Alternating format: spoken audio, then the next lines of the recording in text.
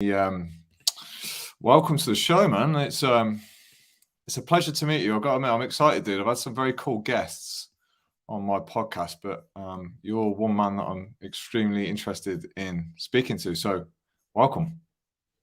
Thanks very much. Great of you to have me. I appreciate it. Well, it was my man Arjuna. If Arjuna says you're a good guy, then you got to be a good guy, man. So yeah, I'm looking forward to it. So, Oliver, this arrived today, man. Sweet. Yeah, it's pretty damn cool. So I had a quick flip through. I'm going to put this next on my reading list. So Oliver is a monk, author, and inspirational speaker. As I flicked through, one of the headings jumped out at me, dude. Hell exists between our ears. That instantly grabbed my attention. Dude, I want to start there. Tell me a little bit about the book, why you wrote it and your experience kind of that led you up to that point of putting all this on paper and putting it out there to the public. Well, when I was 17, I went very manic and I ended up in a mental hospital and spent a couple of years trying to go back to normal and tried different medications and tried no medication. And eventually, after a couple of years, my psychiatrist recommended that I take this medication called lithium. And I took lithium for 10 years. And in many ways, it was very, very good for me. It stopped me getting incredibly high and euphoric and thinking I was Jesus. And it stopped me going into the depths of depression where I just wanted to die. But what also happened during that period of 10 years was a lot of the time I was hypomanic, which it's like mania, but it's a little bit less severe, but it can still be pretty damaging and pretty crazy. And the things I did in hypomania were pretty wild. I can talk about that later. Sure. Life went on. I managed to get myself a first-class degree, actually, at Newcastle University, and then went on to become a trader in an investment bank in London and New York. And my whole plan was to make as much money as I could as quickly as possible and then retire on a beach in Thailand. And, who wouldn't be at peace on a beach in Thailand? That all went horribly wrong. I quit and was then told about this meditation that I practice and that Arjuna practices as well, which is called the Brightpath Ascension, as taught by the Ashayas. I think that's the name. It's pretty complicated. The meditation itself is much easier. But anyway, I kind of ignored this advice that I should learn to meditate. And I had 4 brushes with death. And after the 4th, I finally saw sense. And I realized I've got to do something different. I realized that my inner turmoil was creating part of my outer turmoil. And that if I could become more peaceful and happy, I'd have a much better life. So I learned to ascend, which is the meditation. And I practiced it for about a year. And then I thought, this is amazing. And I went away on a 6-month course and became an Ashaya monk. And since then, I've been traveling around helping people find peace. But I guess one of the strange parts of my story is that alongside this kind of quest for peace, I also had periods where I was very, very sick with bipolar. And there was a period of about 4 years where I was trying different medication. I was trying no medication. I was trying lots of alternative ways to exist. And it didn't work at all well. And I was very, very sick during that time in many sort of psychoses and living in completely different dimensions, absolute pure madness. And then fortunately, about 5 years ago, I suddenly saw sense. And I woke up one day in a mental hospital in Norway, and I realized I've got to go back on lithium. The side effects for me are pretty horrible, but I got to do it because happiness is more important than what I can do with my body and what my body's doing. And so I went back on it. And for the last 5 years, I've been really well and really stable. And then the benefits of the meditation have really been able to come in. So I'm a really sort of happy, lucky guy these days. Cool. I mean, it sounds quite a common path. I mean, not so much to the extent of some of the challenges that you've been through, but the search for the money, the successful career, what most of us guys think we should be chasing, right? And I think we all have to taste that sometimes to realize that it might not be the right path for us. But something that, again, whilst I was reading through your book, really jumped out at me when you were speaking about this chase for purpose. Because let's face it, like, we all want to live a purposeful life. And you mentioned that purpose is often luck, and it can be quite a torment to be chasing purpose all the time, you know, when you may never discover it, and that becomes, I guess, the core of your suffering, when you're always looking, you're always searching, you're always doing. And this is something that I've been kind of really interested in lately, you know, and I don't know if you got perspective on this, but when we're looking for purpose, obviously it can serve some people well, maybe some others not so much. But how much of it do you think is luck? Like, how much of our purpose do you feel like we stumble upon? Or do you think it's a process of tearing everything around us that doesn't work, and eventually we get to this place of more peace, more happiness, purely because we've tried and tested things that just don't work for us? That's a great question. I think it is different for each individual. I think that often we try to find formulas that work for lots of different people. But my experience of life is that actually it's incredibly individual for most people. So, for example, some people, it's almost like from the moment they can think, they know they want to be a fireman, or they know they want to work in health and be a doctor or whatever. And then there's other people like me who get into their 40s and they're like, shit, I still haven't found my purpose, you know? One of the things that I have found personally that I think is really helpful is that until you know what your life purpose is, it's a really good idea to put purpose into your life. And the way I do that is through service, through helping others, and through finding meaning in the most mundane of things. So, for example, I mean, how many people hate putting out the rubbish, you know, or cleaning the house? It's not usually number one. But when you see that you're doing that because you're helping your family, or you're serving your partner, or even if you live alone, that you're doing it because it allows you to then go and do the things that are more important to you, then all of a sudden there's this change in perspective of life. And it can sound a bit kind of twee, you know, saying put purpose into taking the trash out. But if you try it, it's actually remarkable. Because usually when we're not experiencing purpose, it's because we're thinking too much about other things. We're just too disengaged from the present moment. And the more you start to experience the present moment, the more either naturally purpose will fill your life, like a sense of purpose, or you will discover your purpose, or you won't need a purpose, but you will still feel purposeful.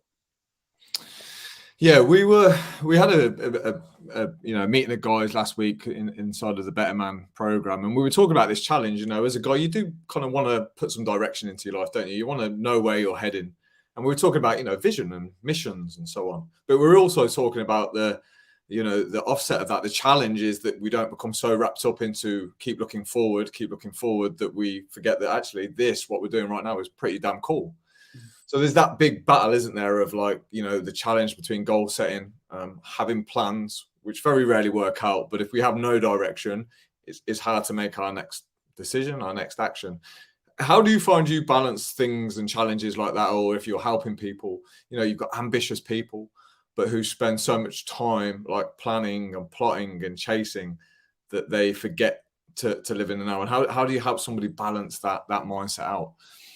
That's cool. Well, first of all, if you're ambitious, you've got to celebrate it, because you have passion and you probably have forward movement. It may not be forward movement that always seems to have good results, but you've got that forward movement.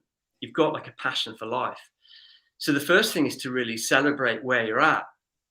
And then, of course, it's fun to have goals. For some people, it's very necessary to have goals just to function well. Often for men, we love having goals. It's so exciting to have a challenge. Like, I've run the London Marathon, I ran the New York Marathon in a kilt, which was extremely embarrassing because the Americans would not leave me alone throughout the whole thing, and mountain marathons and all that stuff. And to have those ahead of me was so exciting. But the balance is not to think about it too much. You can plan ahead, you can have lots of goals, you can have lots of things you want to achieve. But if you lie in bed at night fantasizing about it or worrying about it, then you miss out on all the fun. You miss out on the fun of the journey, because you have this belief, or we have this belief, that until I have that thing, until I have that car or that job, or until I've achieved that, then I'm not whole and complete. And the truth is that we're all whole and complete where we are right now. But that doesn't mean we can't play with being more whole and complete in the future and exploring life and going on adventures. That's an incredibly enlivening thing to do. Yeah, absolutely. And for me, it kind of forces me into the present. You know, when I'm doing some kind of physical like challenge, or I'm training, or there's something there like that, for me is a meditative state. You know, it's, you know, I turn my phone off. It forces me. It's a lot easier anyway, especially for guys, to do something like that than to sit and meditate. So I think I'll be the first to hold up my hands and say it's probably one of the most challenging things. And I teach discipline, and to sit there and meditate and not just do it once, but to make it part of your, you know, your practice, your daily life. It's one hell of a challenge. But we also thought that, you know, purpose often just starts with an interest. I don't know if you agree with this, Oliver. It's like you don't just wake up one day and go, oh, light bulb, here's my purpose in life. You try and you test and you find things that interest you. And then I think over time they develop. So if you're interested in reading, for example, you know, you might pick up a book. It's quite interesting. After 6 months, you're still reading, and you're reading lots of books. And then 12, 18, 24 months later, you're obsessed with reading books. You love books and you want to start writing yourself. So for me, passion does start with just trying and testing things. A bit like food, right? You only know what you like when you try and test. So it's interesting to view it from that point. And again, I don't know whether you found that any of your passions have merely just started with like an interest, just wanting to learn a little bit more and being curious about something. Yeah, definitely. Yeah, I think sometimes we make the whole passion thing a bit too grand. Yeah. You know, I looked at your Instagram site today, and you were talking about, I think it was like the 5 things you most enjoyed, and I was laughing because they were all the 5 things I most enjoy. And you're like, yeah, I like reading books, I like going to the coffee shop, I like training and all this stuff. And when you look at those things, like, they're such simple things. You know, they don't require loads of brain power to come up with or anything like that, but they're simple pleasures that allow you to be you and allow you to be creative and expressive. And also, at some of them, they allow you to disengage your mind and just enjoy what you're doing. You know, if we go to the gym and we're obsessed with we've got our iPhone and we're obsessed with how much we did last week and the training program, and, oh, that's a bit better, whatever. That training experience, for me anyway, it's not as good. It's like a heady experience.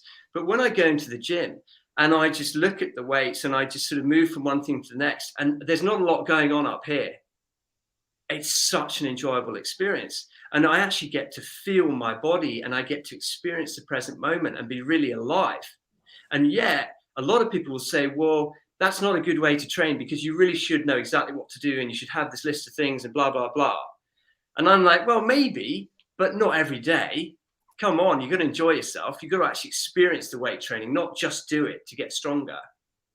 How much of you know, mental illnesses like depression and such do you believe are maybe the result of people not having, or don't, you know, not believing that they have the autonomy to pursue, you know, their deeper desires and their interests? You know, because mortgages are there, job security, kids. Yeah, how much of depression do you think's linked with us not following our heart?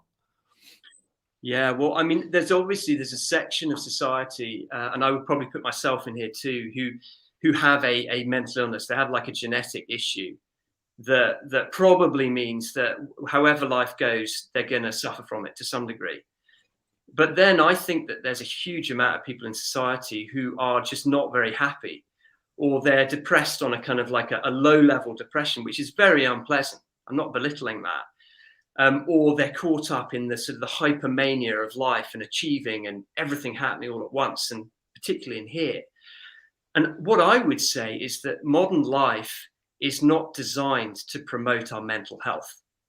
In fact, I would say, unless you're quite an aware person, modern life, particularly in a city, is designed to damage our mental health. I don't think it's consciously designed that way. I don't think there's evil people trying to damage our mental health. But I just think everything from loads of computer time, phone time, the expectations that we get from getting so much more information. Now, you know, the list goes on. These are not good for creating a quiet, happy mind. So if we're talking like nature maybe versus nurture here, we're saying that, you know, it's the society and the environment maybe that affects how we feel so much. If we're looking at things like genetic causes for you know, how we feel and what we're experiencing sometimes, does this then remove the idea of free will? Because this is something that we said we'd speak about, right? We exchanged messages, didn't we, before? And I think we both like this conversation maybe of free will versus determinism. Like, does that rule out free will immediately then? If you know, if we've got, you know, these genetic predispositions that, you know, make us act and feel in a certain way, would that not obliterate the free will rule? Not for me, because Okay. I believe everyone has an individual, unique life force inside them. I personally think it's eternal, which is quite nice because it does means we don't need to worry too much about this life. So that's my belief. It's excuse to misbehave, right? Yeah, absolutely. Yeah. We'll build up good karma, you know. Yeah, that's probably the right answer. That's what I meant. Yeah, that's what I meant. But anyway, I think that we all have this individual life force. I think it's absolutely that we are all connected within one thing, which I would call love, or kindness, or compassion, or a field. You can call it what you want. It doesn't. The name is almost irrelevant, but the experience of it is everything. But I believe that we're individuals and we are put here with the ability to make choices. We do have free will, in my opinion. We can make choices. There are those times when you're looking at one choice and thinking, I really want to make that choice. And you're looking and thinking, but it would be much better if I made that choice. You know, we have those choices quite regularly sometimes. This is where I challenge you a little bit on this. So if this was a genetic, you know, issue that you were battling, like, would those choices not be made on the basis of the genetic condition that you find yourself in? Therefore, you know, can we call that your decision if it's being driven by genetic forces? It depends how you view genetics. You know, genetics is still in its infancy. You know, the study of genetics has only been around for, well, I guess since Crick and co. I don't know when that was, 18 something. But it's only been the last 40, 50, 60 years they've really gone for it with genetics. So it depends on how you view it. If you have this view that everything we do and every heartbeat we have is caused by our genetics, then maybe we don't have free will. But if you believe that we're this individual spark that inhabits this body and the genetics and maybe our fate and destiny play influential role in our life, they make things more likely to happen or less likely to happen, but we still have choices within that. For me, that's a more balanced way of looking at it. It might not be true. It may be that we have absolutely no choice in anything. But I'll tell you one thing, living your life like that is not nearly as much fun. I know. Well, that's the scary aspect. If it is an illusion, if free will is an illusion, it's quite a depressing fact, you know. So I think it's probably wise for sanity for most people to maybe have some faith that it isn't an illusion. But yeah, I mean, I'm sat on the fence on this, by the way. I'm fascinated to hear people debate it, and you know, and I'm not smart enough to be able to throw my hat in the ring and put an opinion on this. But I love hearing people debate it, especially people like Sam Harris, who I'm not sure if you're familiar with Sam Harris, but he puts a pretty impressive argument about the fact that, you know, we're not really in control of our thoughts because we don't know where these thoughts come from. They just pop into our head. We have no idea what's going to come into our head next. Therefore, how much free will do we have? We're not, you know, we don't pick our parents. We don't pick the environment that we grow up in. We don't pick the soul that we have. So he puts a good argument of like, well, how much of that then? You know, if anything's random, it can't be free will. Yeah. Well, first of all, maybe we do pick our parents. And secondly... Oh, hold on. Let's go on. You can't say that and move on. What do you mean? Well, we don't know that. I mean, Sam Harris is obviously a clever man. You know, there are lots of clever people in the world. But none of us know everything. And a lot of us, you know, we just assume that certain things are true. And there are certain indigenous tribes from North America. I don't know what you call them these days, but, you know, Red Indian tribes. Yeah. They very conscious tribes, good, loving people. They certainly would say that you pick your parents and your friends and your family and at least some events before you're born so that you can come into this life and learn the lessons you need to know. Okay. Now, can science prove that? I don't know. They probably could if they interviewed enough people, because there's a lot of people who have eyewitness reports of that, you know, that they remember other times, but who knows? Yeah, I'm not sure that would class as scientific backup, but I think we're terrible at, if we can't explain something, we automatically assume it's not true, which I think is a real, a closed mindset approach. I think we should be more open. And yeah, I think things do happen that are unexplainable. Like you say, we're smart people have got it wrong so many fucking times, right? So many times.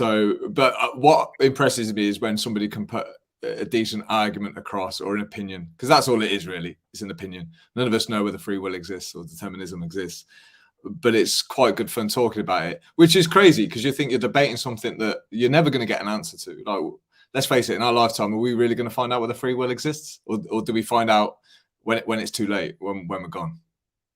I don't know, but I'll throw another awkward one for you. I knew you were going to fry my brain tonight, Oliver.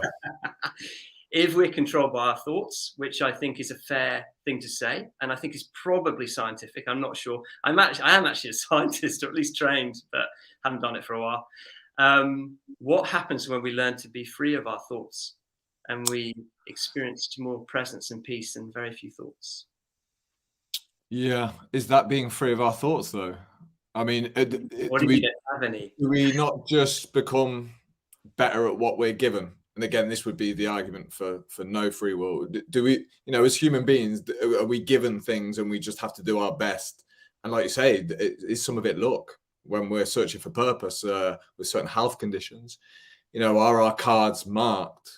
These kind of things. But in terms of the thoughts, I have no idea on that. It puzzles me when I start thinking, well, where the fuck do these thoughts even come from? Who's putting them in there? Who's putting them in there? Am I putting them in there? Who knows? Where do they come from? I'll give you another freaky thing. No one has actually proven scientifically that thoughts exist. Same as love.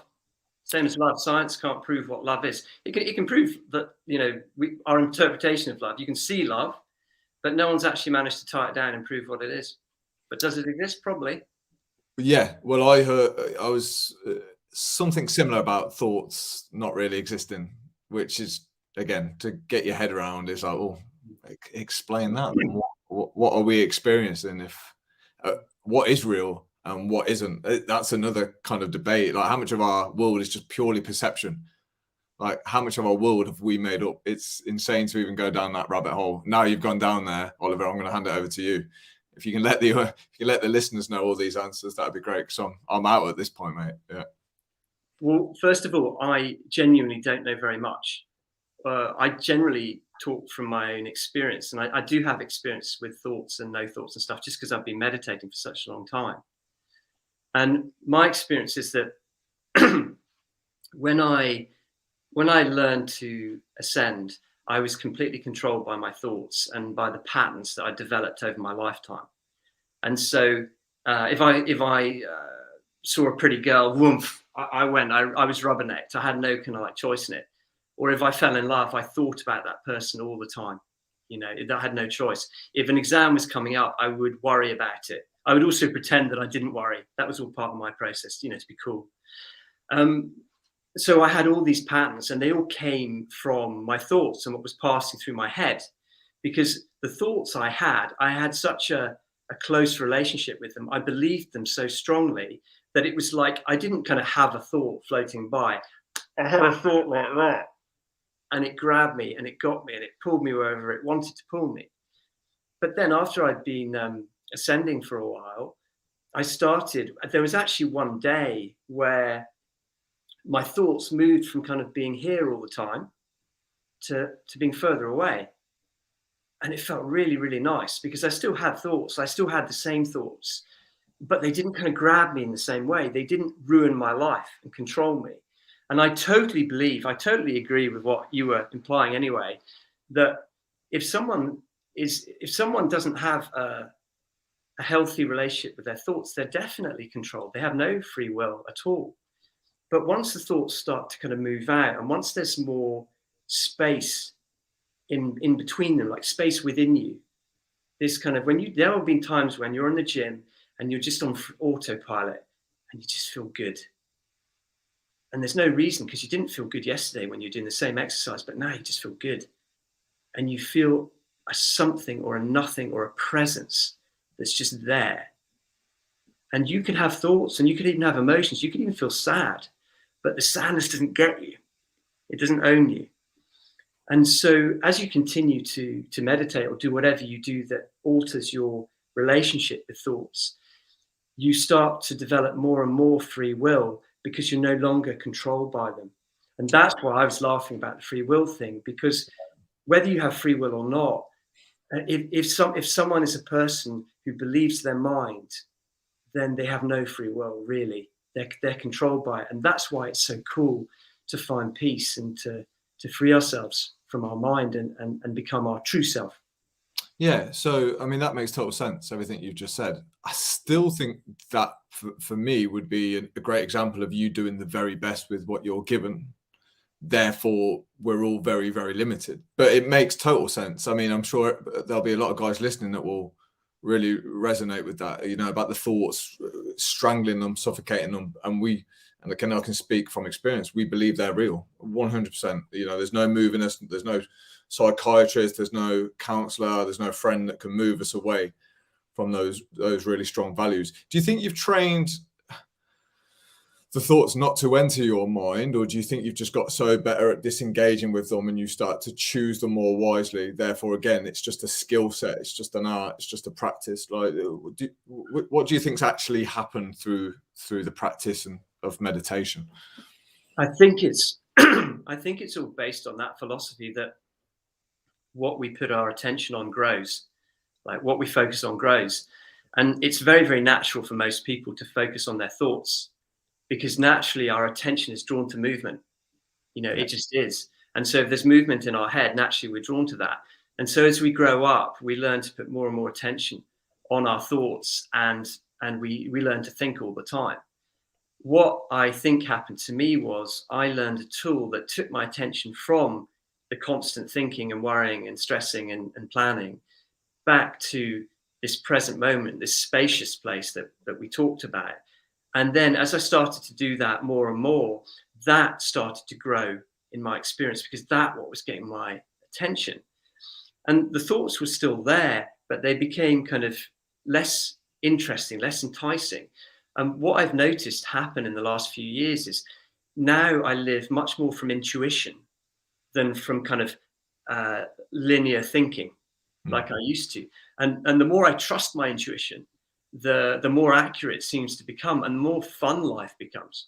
But what it does mean, and this is like the disadvantage to some people, is I can't always justify my positions and my decisions. I can't always say I'm doing this because of that. Sometimes I say I'm just doing this, and someone will say, "Why did you do that?" I say, "I don't know. It felt right." You know, but you can probably relate to that being creative.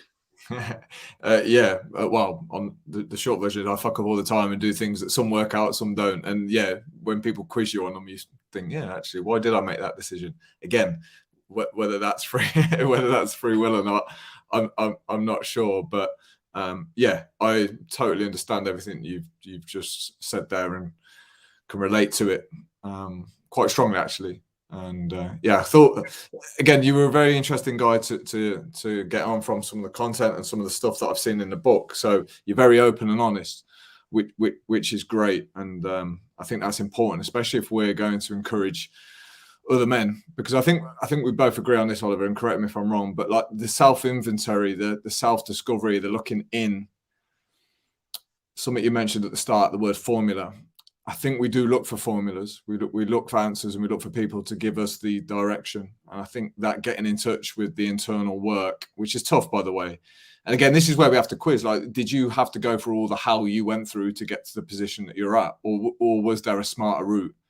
For me, anyone who's made an epic transformation has had a world of shit. It's the only way. The adversity is, I think it was Einstein that says adversity introduces you to you. You know, it makes you look at yourself. It shows you who you really are. And I don't know what you think, but do you envision that life would have been completely different had you not experienced the world of pain that you'd have gone through? Do you think you would have ended up practicing this art of meditation? For me, no. I think I would have been a very, very arrogant know-it-all with a good job somewhere and a pretty wife who didn't love me. That's what I reckon. And probably a few kids who really didn't like me very much. I think I was so taken by my mind, and I you know, of course I could be a good guy and I could be fun and whatever, but I could also be really judgmental and cruel to people and cruel to myself. And I was very, very driven. I was incredibly ambitious, to a very unhealthy degree. And I think if I hadn't been kind of reined in by life, which for me was mainly bipolar that did that, I would never really have stopped to look at what I was doing and the damage I was causing, or even to look at the potential for things like love and kindness and fun that I had. So for me, I think it was very important that I got smacked around by life. I think a lot of people can relate to that. Luckily, I think there are also people who don't need to do that. There are some people who are perhaps more mature souls than I am, who have maybe gone through their stuff or don't need to go through it.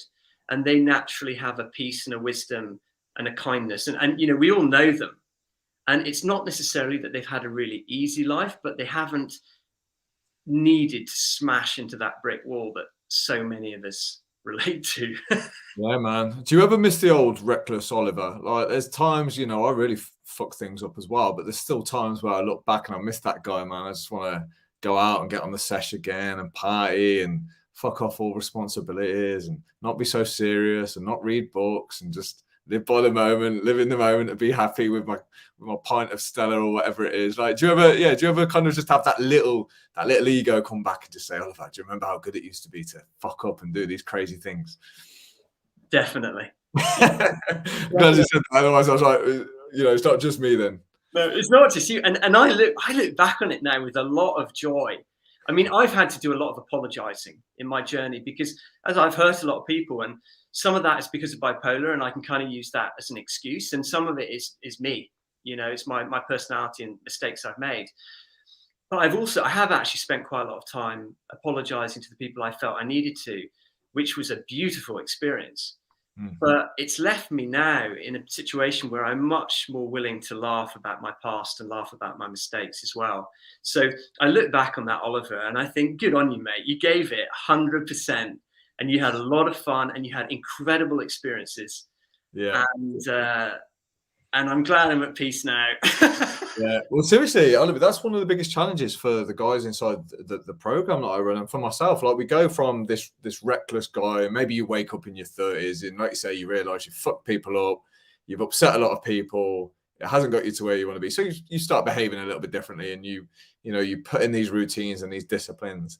Then all of a sudden, like, you know, you're looking at, well, what do I do for fun? You know, when alcohol isn't there, when I can't go out and cause some trouble, you know, what do I do for fun? And I think a lot of guys fear that they're going to lose that side of them when they take away the booze and maybe the drugs or whatever it is that really lights them up, because that will be their escapism. That will be the thing that, you know, gives them that present moment, you know, boost, which is when we talk about feeling good in the present moment or feeling happy in the present moment. I'm always cautious of that word, happy, because I'm like, let's face it, you know, you give me 4 cans, Oliver, I'm going to be pretty fucking happy, man. Do you know what I mean? Give me a cigarette as well on the side and a nice woman as well. I'm like, I'm in heaven. Yeah. But do you know what I mean? In that present moment, I'm happy. So there's got to be a little bit of future pacing, right? Like, what am I doing right now, even if it's making me happy? Is this going to make my life worse tomorrow and the next day, or better? So there has to be a little bit of moving back and forward, right? Strategic planning, let's call it. Yeah, I totally agree with you. I think there has to be. I mean, it's so terrible to give up, you know, to go in a quest of permanent peace and fulfillment and give up happiness and enjoyment on the way. I mean, how miserable is that? And I don't think that's necessary for most people. I think obviously sometimes we have to introduce useful boundaries, which are called tapas in Sanskrit. And useful boundaries, sometimes we need to introduce them permanently. You know, if we're an alcoholic, we may have to decide, look, I can't ever touch a drop again. And other situations, we might just have them for periods of time where we say, you know, I'm going to give up carbs at the moment because it's all got a bit out of hand with the belly. But it's definitely, I think life is about finding a balance. And so often the temptation is, like, as a young man or as an ambitious man, the temptation is to go 100% in a certain direction, you know, because we're at our best when we're doing one thing. No one's going to argue with that, you know, unless you're a guy who has really kind of perfected your feminine side. doing one thing at a time suits us really well, and we're really good at it, and we should rejoice in that. It's a good quality, you know. I can't remember where I'm going now. We were just talking about being reckless pissheads, basically, and the fact that you need to keep a bit of that, you know, that balance in that mixture of maybe, you know, fun and adventure in maybe a healthier way. But you introduced me to the word, I want to say it sounded something like tapas, because I just thought about food. About boundaries. Yeah. Well, boundaries, I mean, the best boundaries that we introduce, or the nicest ones, are the ones that are self-imposed, because we have some kind of choice about them, you know, assuming we have free will. But, you know, the boundaries we introduce ourselves are obviously can be really fun. They can be really necessary. They can be really hard, and we really, you know, can fight them. But then there's also the boundaries that life introduces, like illness, like how tall we are, like how clever we are, like relationships. You know, there's lots of boundaries that are introduced. But for me, and I write about this quite a lot in the book, is the real key to this whole thing is acceptance. And I heard you talking to Arjuna about acceptance, and I was fascinated by your conversation. And I really liked your take on it. But what I've discovered through my kind of journey and struggles is that I was fighting life a lot more than I realized. And when I say fighting life more than I realized, I was fighting what is.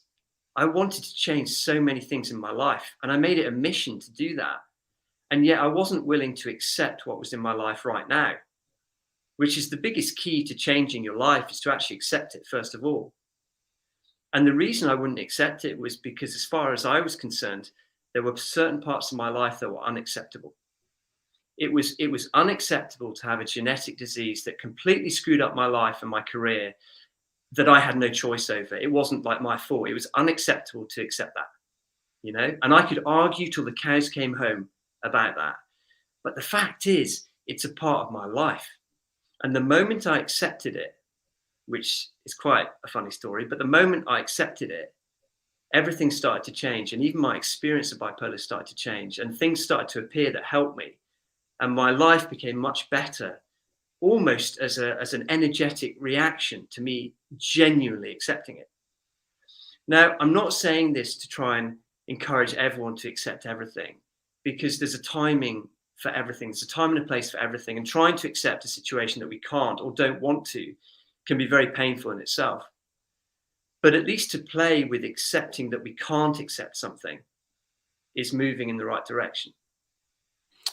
Yeah, because the three words that I've noted down here as well, acceptance, resignation, contentment, all very finely linked.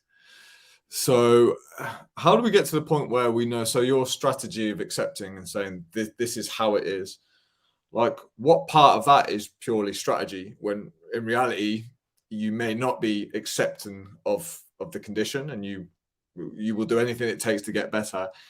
Is that just kind of a reverse psychology thing, or do you think, like, what do you think the magic is in just accepting what is, accepting the condition that you have, versus the strategy of trying to improve the situation itself? That's a really, really good question. I think that my ability to accept that thing primarily came through meditation. I think it primarily came from becoming a more loving and relaxed and wise person, and less of a fighter. I'm still an adventurer, but I'm no longer a fighter. And so I've read books and heard people talk, and they try and take the psychological approach of trying to kind of talk oneself into acceptance, you know, and that can certainly work for some people. But for sometimes it doesn't work. It's like the fact that we're caught in our mind thinking about stuff is part of the unaccepting. We're thinking, I can't accept this. I can't accept this. I can't accept this. And we don't see those thoughts, and we don't see the strength of the belief that I can't accept. So through meditation, I got to see very clearly that I wasn't accepting life as it was, and that it was actually a good idea to do it. And I think it kind of softened my ego. And so it made my ego a little bit sort of weaker and softer. And then it was more easy for the goodness to come in, and for me to say, oh, I kind of accept it. So it's probably not the answer that a lot of people want to hear, because people want a formula. They want to think I can go home and I can do A, B, and C, and I'll have accepted everything. But it doesn't seem that life works like that. For me, it took a few years actually to get to a place where I could accept my lot. Yeah, it almost sounds like the transition to the word peace for me. It's maybe a peaceful acceptance of what is, but again, a complete contradiction because you are going to go and attack it and do something about it. This is where these kind of topics are hard to talk about, because I understand that. I understand how you could accept it at the same time, but not be willing to put up with the effects that it has. So I totally understand that. But yeah, I think again, the word content, I never know when's a good time to use it. I still haven't worked out whether content is a good thing or not, because I've seen people use it as a cover-up term for resignation. Oh, I'm just content with the fact that I'm 3 stone overweight, even though I've been trying for the last few years. Do you know what? Actually, I'm all right. I'm quite happy as I am. And they're not. And then I don't know whether people on this planet really exist, that they have nothing else to gain. They have nothing else. They're completely 100% content with what they've got, with their thing, even knowing that bad things are going to come up in life. They can live that life of pure contentment. I'm not sure, man. These words are so finely linked. So you say, Alex, you content? I don't know if I'll give you an answer, Oliver, to be honest. I don't even know where you start to work out whether you're content or not in life. Yeah. I think you can be content and you can still go for it in life. Yeah, like a satisfied with being unsatisfied kind of thing is the kind of lingo I use on that. Like you're okay with what you've got. Like you'll take it. You're lucky. Yeah. But, and there's a big but, I want fucking more. I want a challenge. I want ambition. I want to see new things. Because not everything's about chasing the item. So let me tell you a little story, Oliver. We like I said, there was 12 guys met last week in a room, and we all declared our top 3 wins for the year. So we record our wins every day. It's a really good drill to, drive confidence, drive self-belief, drive attention, like you've mentioned, onto, some of the good things that are happening in life. And we all shared our wins. And I think out of like 20, I think it was 28 wins or whatever between a lot of us, like only one of them was a material item. Only one of them. Everything else was an experience or an adventure, or even a surviving a tough time. Everything that was brought up was non-material. And it's such an eye-opener because the answers are right in front of you. Like if you're flagging up the best things that happen to you in the year are not material things, it's completely foolish. And I fall victim to this all the time. When you're goal setting and talking about purpose, it's a ridiculous strategy to start chasing numbers and cars and shit, especially if you do the digging. You've got evidence there that, depressed people can have Lamborghinis, man. Depressed people can have 7 figures in the bank. So we know that's not the answer. So it really interests me to do the self-work, the inner work that you've described. Because I think you're at that point, Oliver, now, aren't you, where, like you say, you go inwards. You probably don't need to read books necessarily to guide you. You look in and you listen to what's going on inside you. But trying to teach a guy to do that, it's a hard process. You've got to be committed. It's tough. It can take years and years and years. I'm still trying to get good at it. You get better through practice. And you've clearly found a path through meditation. So what does that meditative state feel like when you're deep in that zone? Is it just that you do not have any thoughts, therefore you're at peace because the suffering has stopped? Or do you start finding things that you would not necessarily find if you hadn't meditated? Well, the state of stillness or inner peace or nirvana or heaven, whatever you want to call it, it's unchanging. So it's like a space. It's one of the reasons why people like lying on the beach in the summer and looking up at the stars above them. And they just look and they see millions of stars, as long as there's not too much light pollution. And they lie back and they don't sit there and think, oh God, my marriage is terrible, or how am I going to pay that bill tomorrow? They just look at the stars and they feel really alive. And often they feel peaceful. And that's the experience of presence. It's not just that you're looking at the stars, it's that there's a presence there too, that you are within and that the stars are contained within. And the presence itself is unmoving. And it's still and it's quiet. And sometimes there's a sense of love or emptiness or power. Sometimes there's just such a sense of nothingness that you forget you exist. You forget your worries. You forget you're a human being. You just are.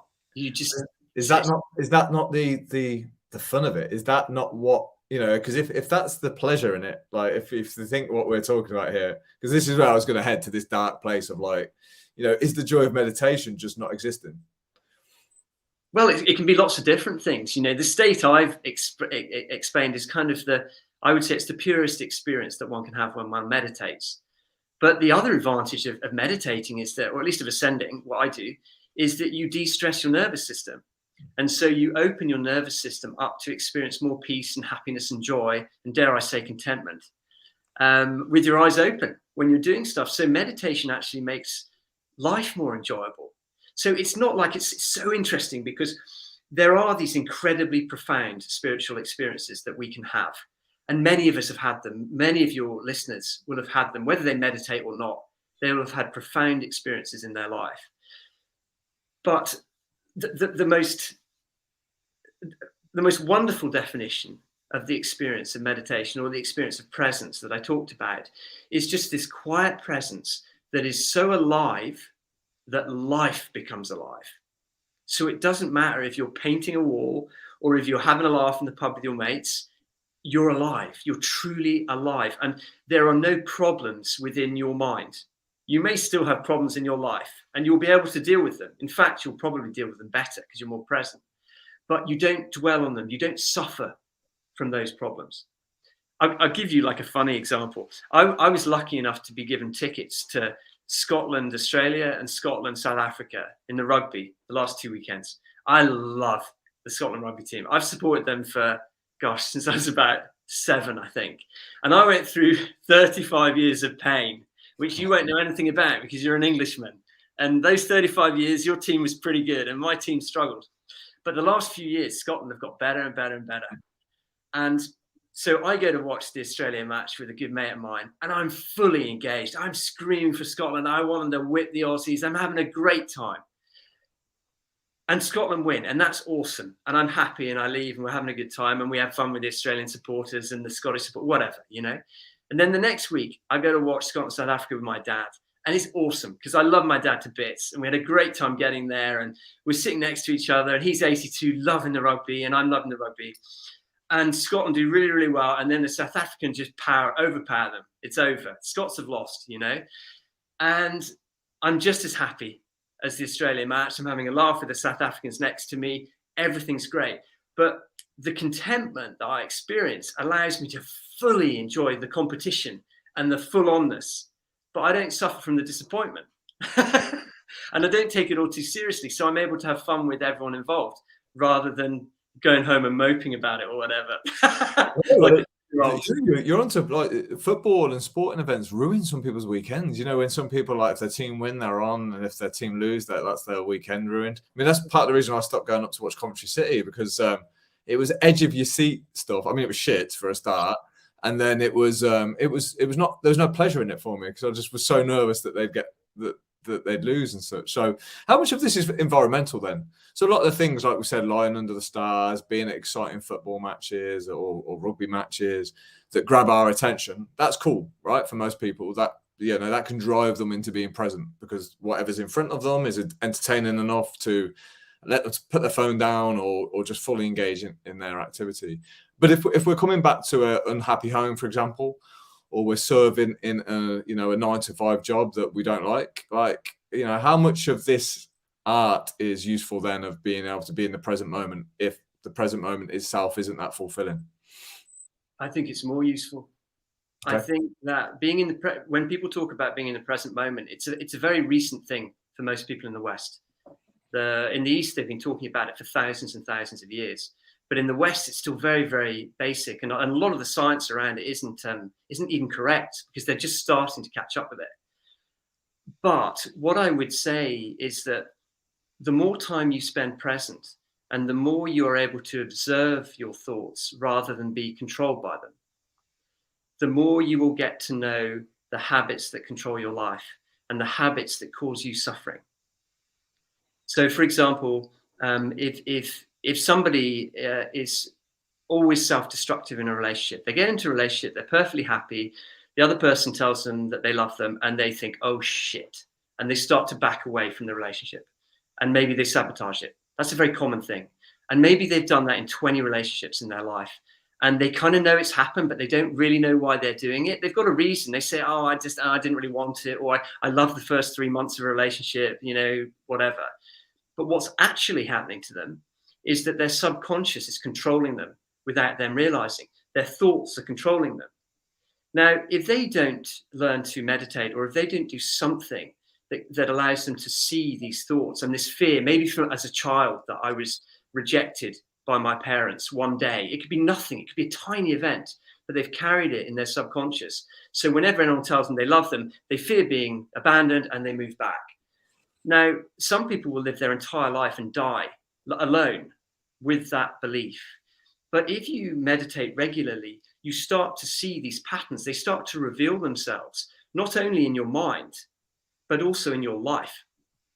And you become so much wiser that you start to see these things. And so that person, maybe they've been meditating for a few weeks, maybe a couple of years, they will suddenly realize, oh my goodness, I'm really scared of commitment, or I hate it when people say they love me.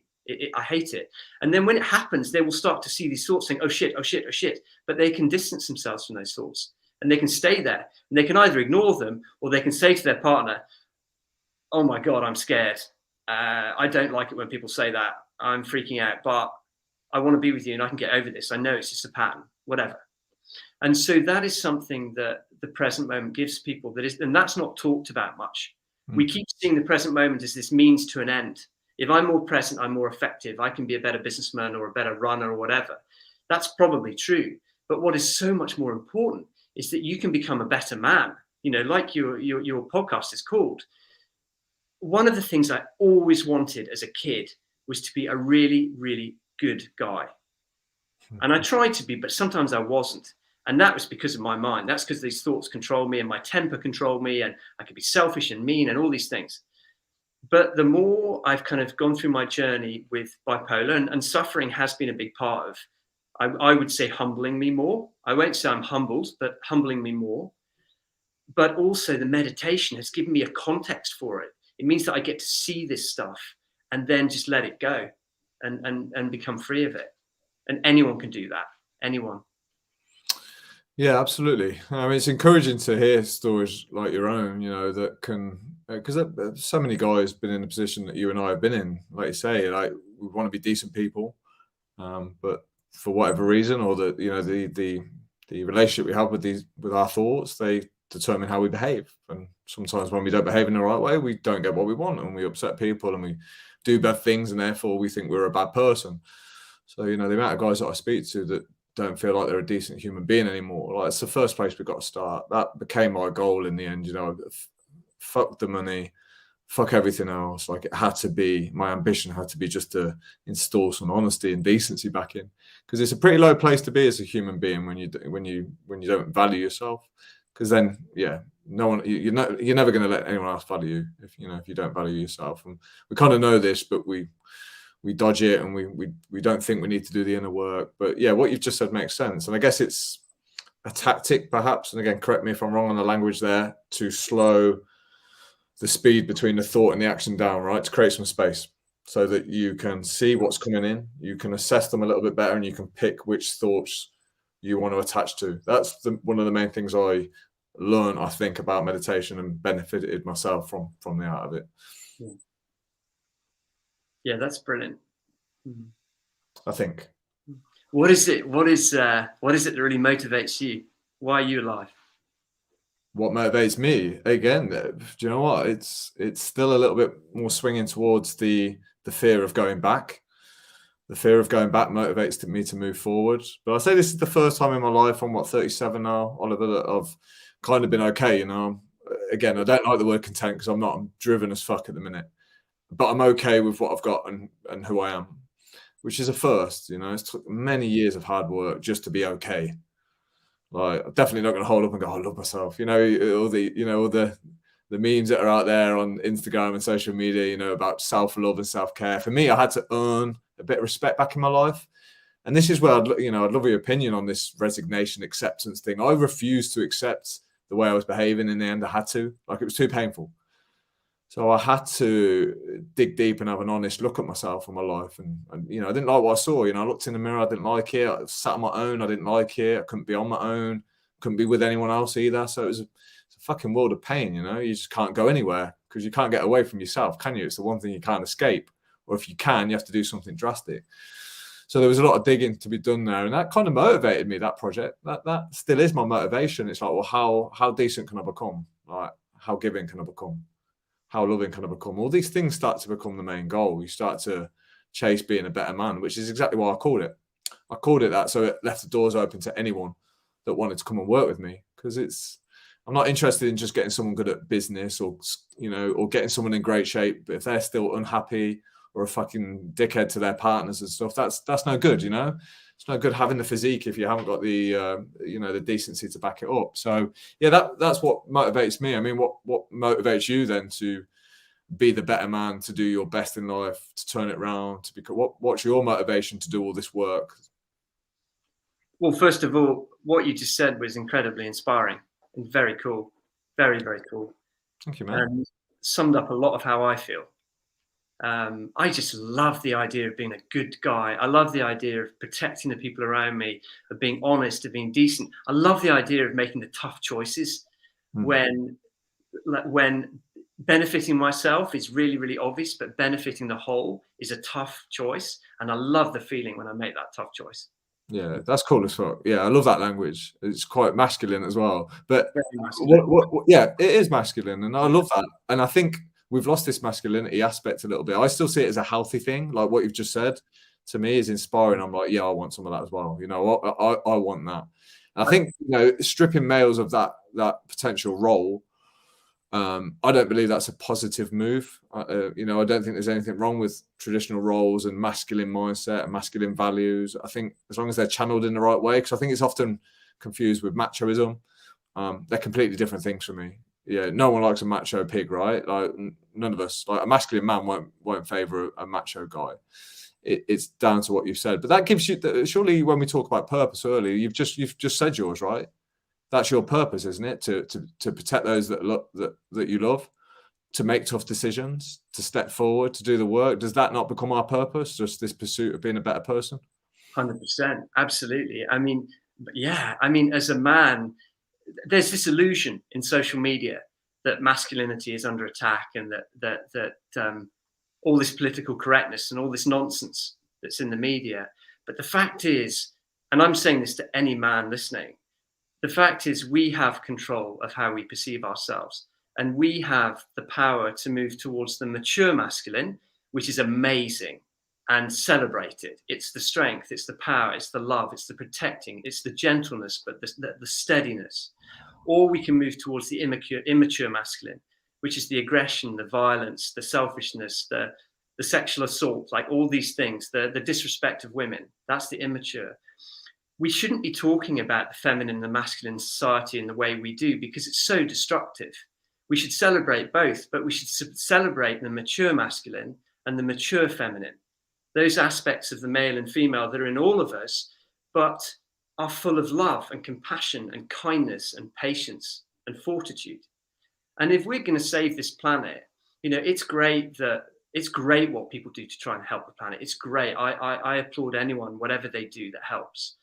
But really what we need more mature men and more mature women around to be an example and to spread the love and the wisdom to help the less mature people grow, or they just disappear. That's their choice.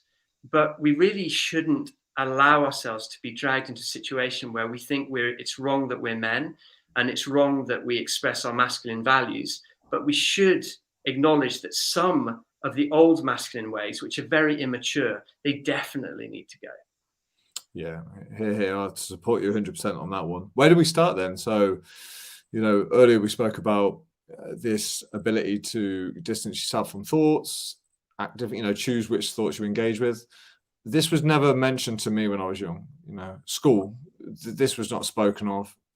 Parents probably, again, it's unknown information, right? Unknown knowledge. Like most people don't know how to disengage or engage with certain thoughts. So, like, how on earth do we change this without, you know, before you're 26 before you have to look at it, and by that way you've hardwired yourself for 26 years of these behaviors and limiting beliefs. Like where do we catch it, man? How do we introduce better men to the world? Well, I think it's very, very much individual. I think it all comes down to what I want to do and what you want to do and what Dave wants to do and what Bill wants to do. Like, it's a very, very personal thing. You can't push it.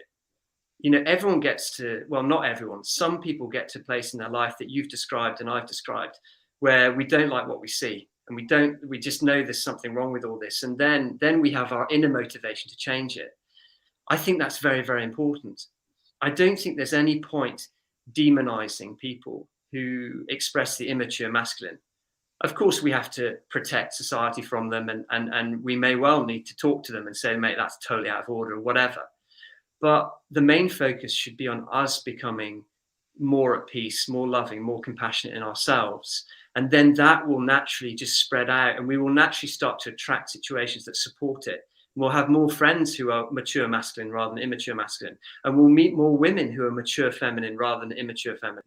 And we'll suddenly find that we're this more and more positive force in the world. And what we do with that is very much down to our preferences. You know, someone like you, Alex, you're obviously really inspired to be a teacher and to work with guys and help them. And you're doing that, which is awesome. And you're doing it from a mature masculine perspective. And then there are going to be other people who all they want to do is write a book, or all they want to do is have a quiet life with their family. That's totally cool as well. This world is so focused on what we do, but what is even more important than what we do is who we are. That's really important. I could have become a really successful sales trader if I'd stuck at it. And I'd have been miserable, and I would have caused a lot of misery for other people. Or I can say, right, I want to become the greatest expression of myself. I want to be someone who, when I die, people say, he was a really good guy. He helped me. And it's up to the individual to decide what they want. And there's nothing wrong with the other decision. I don't want to demonize anyone. I'm just wondering whether to get to that mature masculine that you've just spoken of, like, do we not? I'm sure we can't bypass the immature masculine, right? So if you look at our backstories, we were the immature masculine, right? But it's kind of been the ladder. So I'm like, well, hold on, you and I assuming that we should try and eliminate that stage in life, or is that just a rite of passage, perhaps? And some men graduate into the mature levels and some don't. Maybe it's unavoidable, and maybe it's something we all have to experience. I see it the same. I see it as a rite of passage, and there's definitely a certain amount of luck in wanting that. Wanting to be a more mature man. There's definitely some luck in that, but I also think there's a huge amount of intention. To be someone who's damaging the people around them, but to recognize in oneself, I want this to be different. That is so powerful.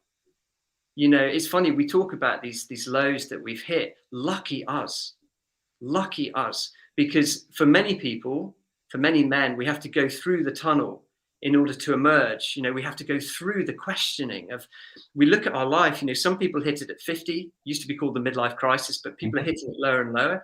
You hit it at, in your 30s. and we go into this tunnel, and it's incredibly uncomfortable. And it's probably one of the reasons why a lot of men commit suicide, because they go into the tunnel, but they don't have any context for it.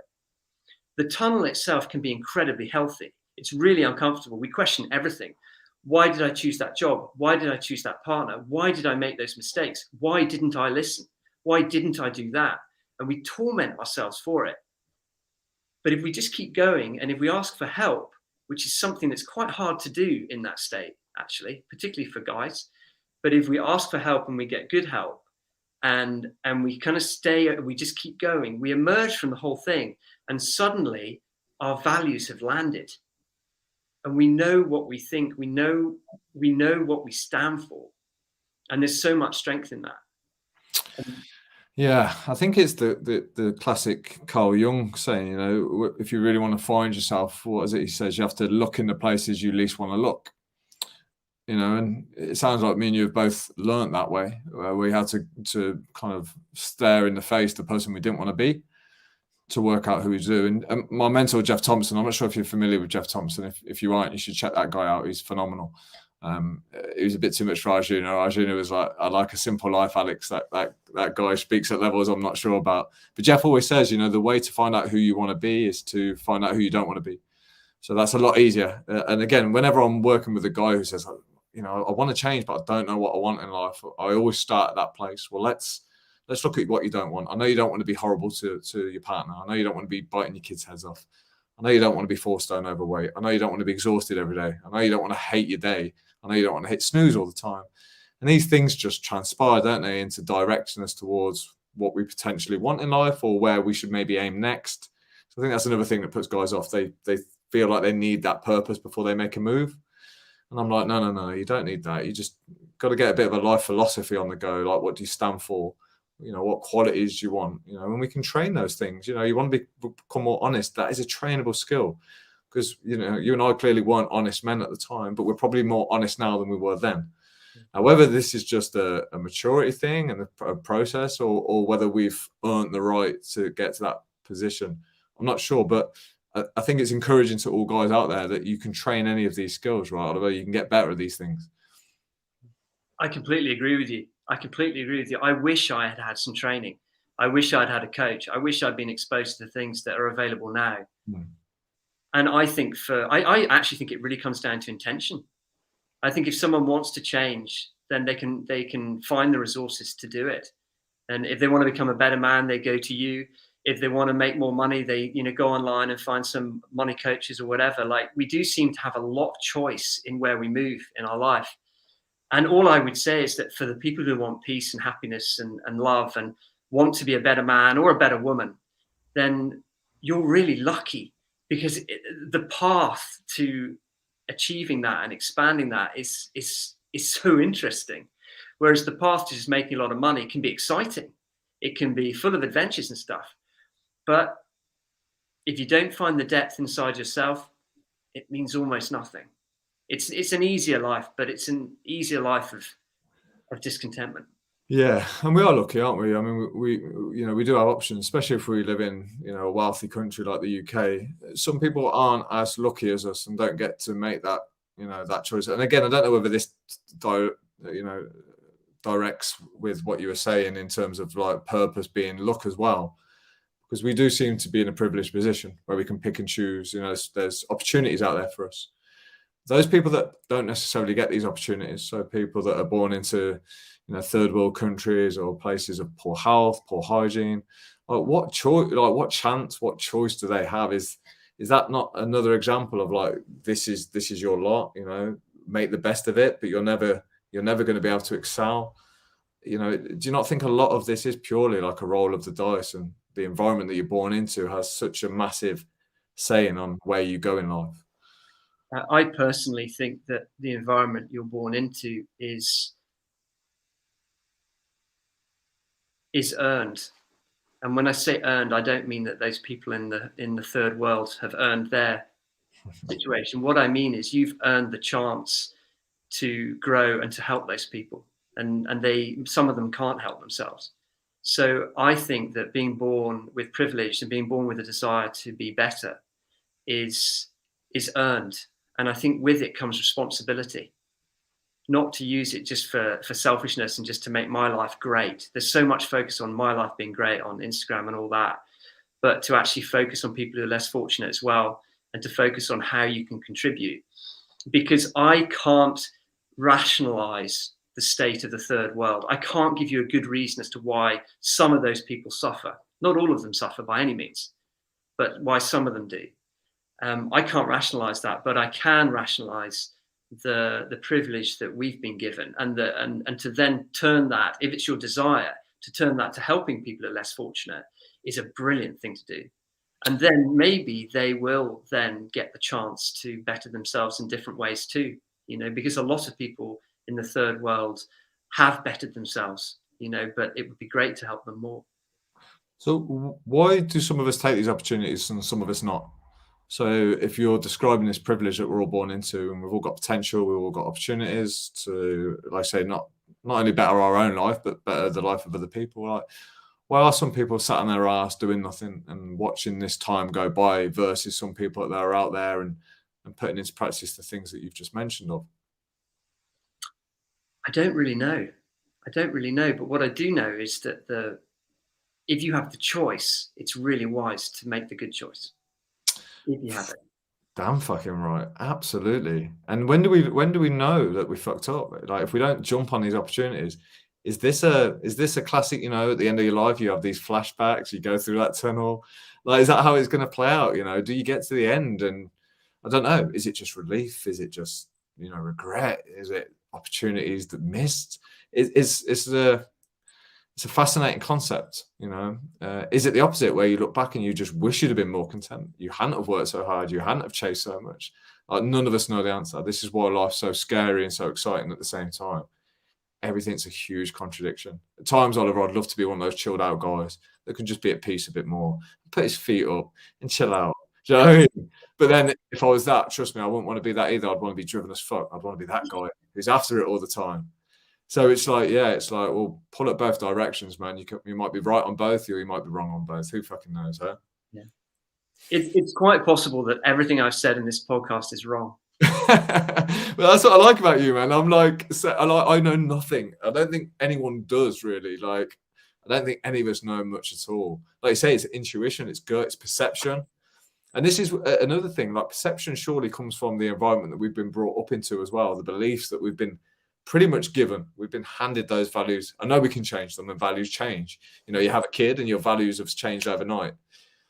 But again, it's, you know, the more I look into this free will determinism thing, I'm like, so much of it is set out on a path for us.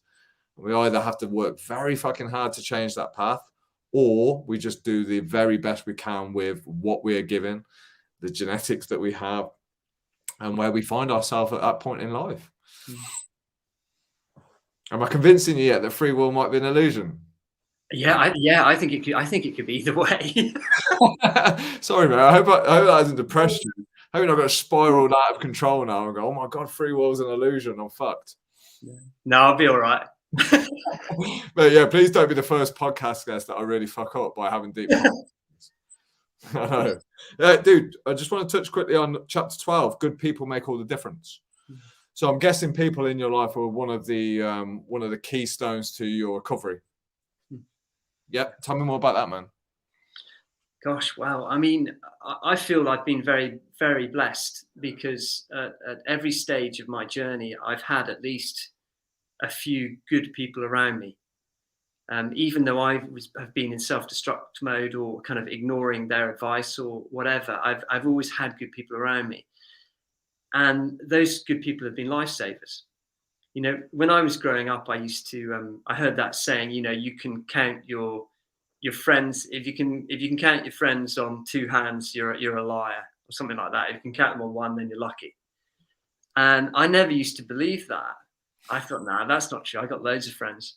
But when I became ill, it was really, really clear who were the friends that I really valued, who were the people who were there for me, who really cared about me. Primarily because I'm quite a good laugh, I had a lot of friends. A lot of people were my friends. And all of a sudden, I'm super depressed, just talking about wanting to kill myself and hating everything. And they just disappeared. And a lot of them didn't contact me, or, you know, there was really no effort. And yet some of them did. And that's incredible. And what it meant was that over time, I started to become a lot more picky about who my friends are. And I started to become a much better judge of, you know, is this a good person or not? Before it was more like, are they a good laugh? Are they funny? Do they interest me? You know, it was all about entertainment with my friendships. Mm-hmm. But now it's much more like, I mean, luckily I don't have any friends that I consider boring, but I could probably have the most boring person in the world as one of my best friends if I thought they were a thoroughly good person, and I would enjoy their company. And I'd enjoy hearing them talk about paint dry. Whereas in the past, it was always go for the fun guys, go for the pizzazz, you know. So I just really appreciate good people. And I try to treat my friends in the way that I like to be treated. And I try and be a good friend as well. Yeah, absolutely. Again, this is a tough conversation. Depressed people aren't fun they're not fun to be around. They're challenging. Let's face it. I know that when I was at my lowest point, I was terrible company. And again, you feel it inside, don't you? You know you're terrible company, and you think you're no use to anyone. But it's difficult for people around an individual who's depressed or bipolar, because it's very unpredictable. It's not pleasant for anyone. Nobody wins with mental illness, do they? The individual, friends, the family. It really has a massive effect. One of my good friends and clients, her son-in-law killed himself, and because of that, like, you know, her life is tough. You know, it was around Christmas time, so Christmas is now just, you know, a reminder of what happened. But it's tough on everyone. But the people around you, you've mentioned the word lifesaver. Are you being literal with that? Is that, like, you know, a genuine statement? The people around you saved your life? Yeah, definitely. My parents, my wife, and my closest friends definitely saved my life. And they also make life when I'm well so much better too. Yeah, absolutely. Yeah. And I like what you say about it's hard to be around depressed people, because I don't expect people to. I don't think that people should have been around me when I was depressed. I completely understand that they couldn't face it, or they didn't really know, or they didn't know the severity or whatever. And so I don't feel sort of bad about that. But the angle I try to take is just I'm really grateful for the good friends I have, and I appreciate them. I don't take them for granted anymore. Yeah, absolutely. And we talk about, you know, we mentioned talking being a difficult thing for a man to do. Listening's equally as hard for a lot of guys to sit and listen to a friend's problems. A lot of men are very uncomfortable when somebody spills their heart out to them. They don't know what to do with the information, or they'll try and come up with an answer. They'll try and come up with the right answer. Oh, mate, you just need to do this, or just do. Do you know what I mean? It's another skill. Like, this is where it's not talked about as much. It's like, well, how, you know, teach me how to listen as well, because sometimes saying nothing and just listening is as equally as important as giving out advice or guidance, especially when we don't have a clue what the hell we're on about. So I think that's another skill for a man to learn. So I'm assuming that you had people around you that you could just offload to, and talk to and explain. And then how do people support you, or how did people support you when you were going through all these turbulent times? And obviously bipolar is quite up and down.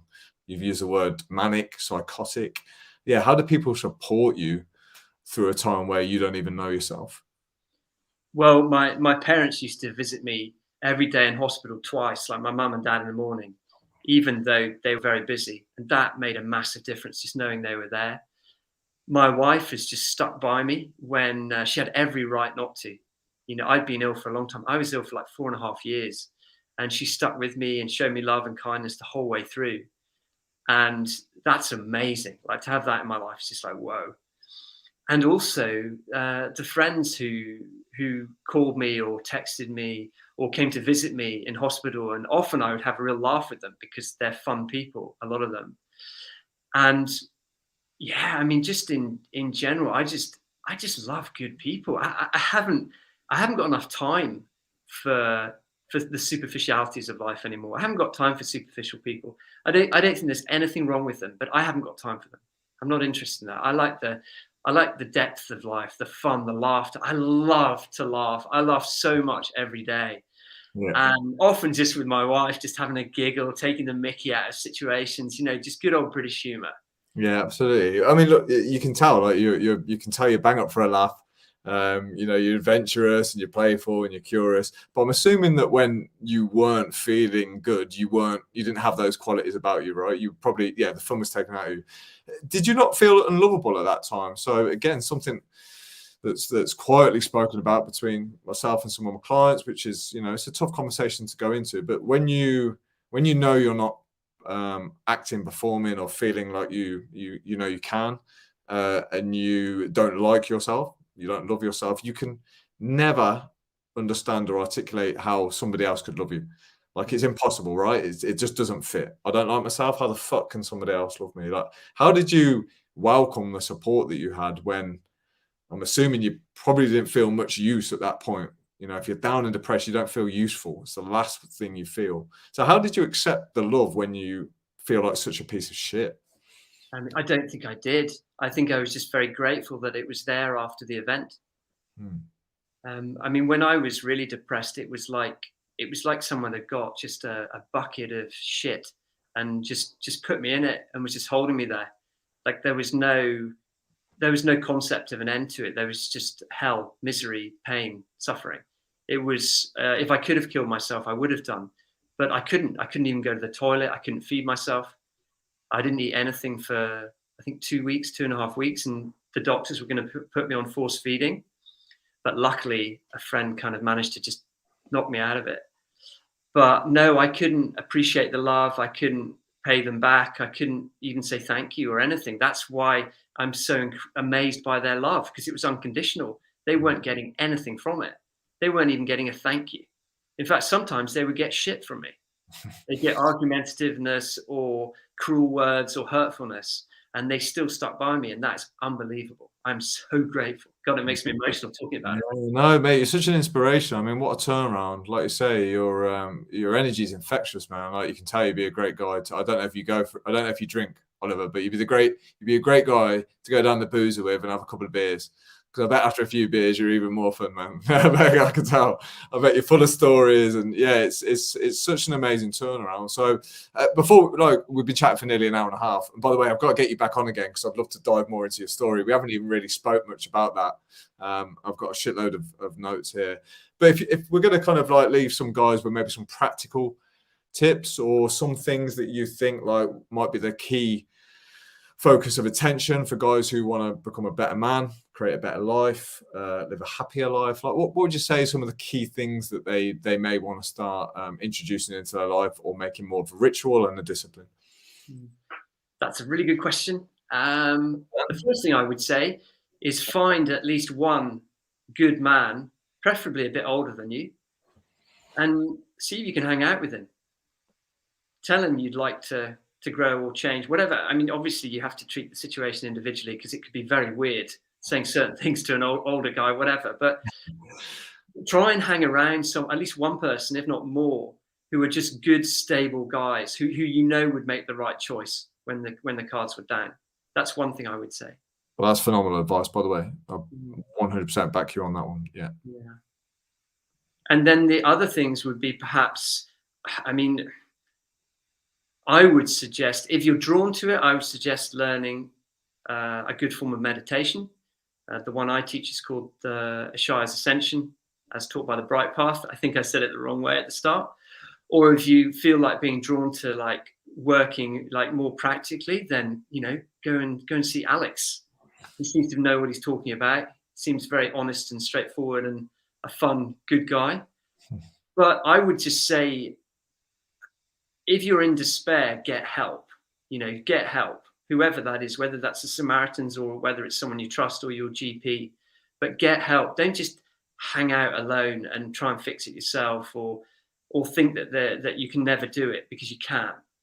So depending on where you're at, do what you need to do to be a better man or to find peace, and ask for help. It's so important. I'll tell you one quick story about that. Go for it. There's a very beautiful book called Second Thunder by a man called MSI. It's a very cryptic book. It is otherworldly. I absolutely love it, but I still don't understand it. But one of the things he says in this book again and again and again is he says, never in pride rely solely on your own strength. Good comes to those who ask for it, even when least deserved. Oliver. So whatever you think, ask for help if you need to. Mate, I think that's a great place to leave it, man. That was pretty fucking epic. Friend in Bipolar on Amazon, right? You got a good review as well, mate. I see you got like all 5-star reviews, so it must be pretty good. I'm looking forward to reading this. I'm going to start at the weekend. So thank you for writing it. You've been an incredible guest. I think you're an incredible guy. I'm going to have to get you on for part 2. I'm sorry, because I could speak to you for another hour and a half. I'd love to know more about your personal story. Hopefully you're not too disappointed we didn't dive into that, but we got wrapped up in these other topics. But yeah, I'd love to hear more about it, because it sounds like you've been on a real roller coaster. But yeah, you got all my respect, and I certainly admire you. And I think, yeah, getting your story out there is going to be real beneficial if men just take the time to listen to what you've got to say. Cool. Thanks, mate. You've been a total star. I appreciate it. No, man. Thanks for coming on. Peace out, Oliver. Oh, we've got 37 comments to check as well, so I'll see what they say as well. Oliver, thanks so much, man. You're the man. Bye.